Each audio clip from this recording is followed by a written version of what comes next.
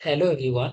मैं आपके लिए लेकर आया हूँ सी लैंग्वेज फुल कोर्स हिंदी में। इसमें मैं आपको बेसिक से लेकर एडवांस तक सिखाऊंगा। मैं चाहता हूँ कि सी लैंग्वेज को सीखने में मुझे जितना समय लगा है उससे बहुत कम समय में इजी और आसान तरीका से सिखा दूँ। मैं इस कोर्स में हर एक चैप्टर को कवर करूंगा बहुत ही इजी तरीके से। तो आज के वीडियो में हम लोग सी लैंग्वेज के बेसिक कॉन्सेप्ट को देखेंगे। तो हमारा फर्स्ट है introduction to C language. C is a general purpose procedural programming language developed by Dennis Ritchie in 1972 at Bell Labs. It is widely used for system programming, developing operating system and embedded system. सी एक general purpose procedural programming language है जिसे Dennis Ritchie ने 1972 में well labs में बनाया था। इसे मुख्य रूप से ऑपरेटिंग सिस्टम और सिस्टम सॉफ्टवेयर डेवलप करने के लिए डिजाइन किया गया था। सी लैंग्वेज आज भी बहुत पावरफुल है क्योंकि यह फास्ट, पोर्टेबल और पावरफुल है। हम लोग आगे देखेंगे future of C language. C language को एक मल्टीपर्पज भाषा कहा जाता है क्योंकि इसमें कई विशेषता होता है, जैसे simple and efficient. C language का सिंटैक्स बहुत आसान और सीखने में सरल है। सेकेंड नंबर पॉइंट है fast execution speed. C language अन्य लैंग्वेज की तुलना में बहुत तेज काम करता है। तीसरा पॉइंट है struct programming language. C language को छोटे छोटे फंक्शन में बांटा गया है जिससे कोड को समझना और डिबग करना बहुत आसान हो जाता है। चौथा नंबर पॉइंट है low level memory access. C language में डायरेक्ट मेमोरी एक्सेस करने की क्षमता होती है जिससे इसे ऑपरेटिंग सिस्टम और एम्बेडेड सिस्टम बनाने के लिए उपयोग किया जाता है। हमारा लास्ट पॉइंट है portability and flexibility. C language में लिखा हुआ कोड किसी भी कंप्यूटर सिस्टम पर बिना ज्यादा बदलाव के चल सकता है। आगे हम लोग देखेंगे history of C language. C was developed in the early 1970s as a evolution of B language. It was designed for writing the Unix operating system and becomes widely adopted in software development. C language 1970 के दशक की शुरुआत में B भाषा से विकसित हुई थी। इसे विशेष रूप से यूनिक्स ऑपरेटिंग सिस्टम को डेवलप करने के लिए डिजाइन किया गया था। बाद में सी लैंग्वेज का उपयोग कई अलग-अलग प्रकार के सॉफ्टवेयर और हार्डवेयर सिस्टम बनाने के लिए किए जाने लगा। नेक्स्ट है why use C language. C language सीखने के फायदे। It is a powerful and flexible language. C language का उपयोग किसी भी प्रकार के सॉफ्टवेयर बनाने में किया जा सकता है, जैसे कि operating system, games, networking tools इत्यादि। सेकेंड है use for developing compilers, OS and system level programs. C language सीखने के बाद सी प्लस प्लस, जावा और पाइथन जैसी लैंग्वेज सीखने में बहुत आसान हो जाता है। नेक्स्ट पॉइंट है provides direct access to memory and hardware. C program को कंप्यूटर, मेमोरी और हार्डवेयर को सीधे नियंत्रित करने की सुविधा देता है।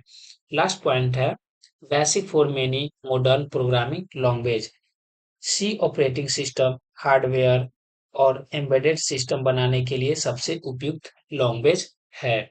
आगे हम लोग देखेंगे स्ट्रक्चर ऑफ सी प्रोग्राम। तो फर्स्ट में है pre processor directive. Pre processor directive hatch include studio dot H जैसी लाइब्रेरी फाइल्स है जो प्रोग्राम में कुछ विशेष फंक्शन जोड़ती है। सेकेंड नंबर में है मेन फंक्शन। यह सी लैंग्वेज का मुख्य फंक्शन है, यानी एंट्री पॉइंट होता है। कोड यहाँ से एग्जीक्यूट होना चालू करता है। थर्ड नंबर में है वेरिएबल डिक्लेरेशन। इसमें वेरिएबल को डिफाइन किया जाता है। चौथा नंबर पॉइंट है स्टेटमेंट्स एंड एक्सप्रेशन। यह कोड को वह हिस्सा है जो गणना या प्रतिक्रिया करता है। हमारा लास्ट पॉइंट है return statement. Return zero last में सेमीकोलन लगाते हैं। यह प्रोग्राम को सफलतापूर्वक खत्म होने जाने का संकेत देता है। हम लोग आगे देखेंगे फर्स्ट सी प्रोग्राम एग्जाम्पल। तो चलिए इसके लिए हम लोग VS कोड में चलते हैं। तो हम लोग VS कोड में आ चुके हैं। तो सबसे पहले एक फाइल बनाएंगे। फाइल का नाम डालेंगे hello.c।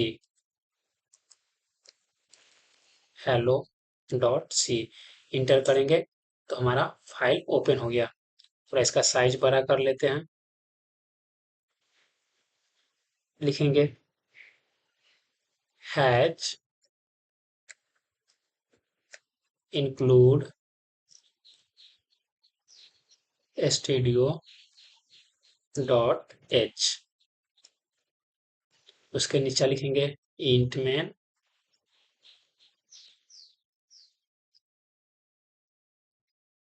इंटर करेंगे, कर्लिस ब्रैकेट लगाएंगे, फिर इंटर करेंगे। उसके बाद लिखेंगे प्रिंट एफ, डबल कोट्स के अंदर हेलो वर्ल्ड लिखेंगे।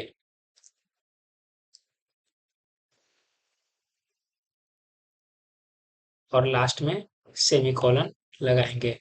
उसके बाद लिखेंगे रिटर्न 0। फिर सेमीकोलन लगाएंगे। उसके बाद इस कोड को रन करेंगे तो स्क्रीन पे हेलो वर्ल्ड प्रिंट करेगा।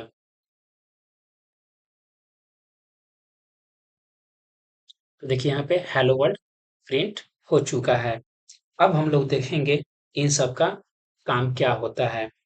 तो फर्स्ट में है इंक्लूड स्टूडियो डॉट एच। यह इनपुट आउटपुट लाइब्रेरी इंक्लूड करता है। इसके बाद है इंट मेन। यह प्रोग्राम का एंट्री पॉइंट होता है। उसके बाद है प्रिंटफ। प्रिंटफ का काम है आउटपुट को स्क्रीन पर दिखाने के लिए किया जाता है। उसके लास्ट में है रिटर्न 0। इसका यूज प्रोग्राम को सही से खत्म करने के लिए यूज किया जाता है। अगर इस प्रोग्राम को रन करेंगे तो आउटपुट में हेलो वर्ल्ड प्रिंट होगा। जैसा कि आप लोगों ने यहाँ पे देखा है कि हेलो वर्ल्ड प्रिंट हुआ था। अगर आप लोग को यह कोड समझ में नहीं आया होगा तो कोई बात नहीं है, मैं चैप्टर 1 में फिर से इसे एक्सप्लेन करूंगा। तो अभी हम लोगों ने देखे सी का फर्स्ट प्रोग्राम किए। Hatch include studio dot H का काम क्या था, इंट मेन का काम क्या था, प्रिंट का काम क्या था, रिटर्न 0 का काम क्या था। अब हम लोग आगे देखेंगे compilation and execution process.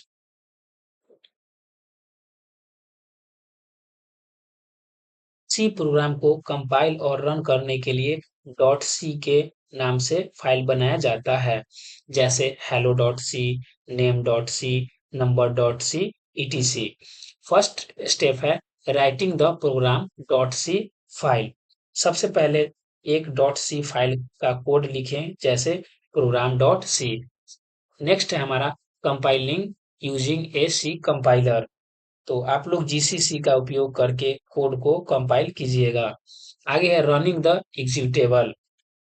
Code को रन करने के लिए आप लोग टर्मिनल में डॉट स्लैश आउटपुट का उपयोग कीजिएगा। अगर सब कुछ सही रहेगा तो स्क्रीन पे हेलो वर्ल्ड प्रिंट करेगा। हमारा लास्ट है बेसिक सिंटेक्स एंड रूल, जो कि बहुत इंपॉर्टेंट है। तो सी लैंग्वेज को सही से लिखने और इस्तेमाल करने के लिए हम लोग सिंटेक्स और नियम को समझना बहुत जरूरी है। फर्स्ट में है C program are case sensitive. C program are case sensitive. C program में छोटे अक्षर और बड़े अक्षर को अलग अलग माना जाता है। सेकेंड नंबर पॉइंट है statements end with a semicolon. C language के हर स्टेटमेंट के अंत में सेमीकोलन लगाना बहुत जरूरी है।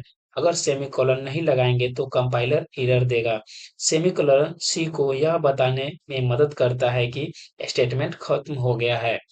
थर्ड नंबर है hash include is use for header files.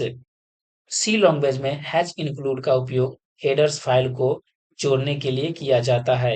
Header file में पहले से लिखे गए कोड और फंक्शन होते हैं जिसका उपयोग कर हम लोग प्रोग्राम को रन करते हैं। Hatch include studio dot H नहीं लिखा गया तो प्रिंटफ और स्कैनफ जैसी फंक्शन काम नहीं कर पाएगा, इसलिए यह बहुत जरूरी है। नेक्स्ट पॉइंट है main function is the entry point of C program. Main function C program में मेन फंक्शन होना अनिवार्य है। प्रोग्राम एग्जीक्यूशन यहीं से स्टार्ट होता है, बिना मेन फंक्शन का प्रोग्राम नहीं चलेगा। कंपाइलर इसे एरर देगा, क्योंकि जब भी आप सी प्रोग्राम रन करते हैं तो सबसे पहले मेन फंक्शन से ही कोड एग्जीक्यूट होना स्टार्ट करता है। हमारा लास्ट पॉइंट है printf is use for output. C language में प्रिंटफ फंक्शन का उपयोग स्क्रीन पर आउटपुट दिखाने के लिए किया जाता है। प्रिंटफ में जो भी डबल कोट्स कोटेशन मार्क्स के अंदर लिखा जाता है वही स्क्रीन पर प्रिंट होता है। अब हम लोग चैप्टर 1 में पढ़ेंगे वेरिएबल, कांस्टेंट एंड कीवर्ड्स। उसमें हम आप लोग को और अच्छे से एक्सप्लेन करेंगे वेरिएबल क्या है, कांस्टेंट क्या है और कीवर्ड्स क्या है। तो आने वाला वीडियो वीडियो और इससे ज़्यादा मज़ेदार होने वाला है।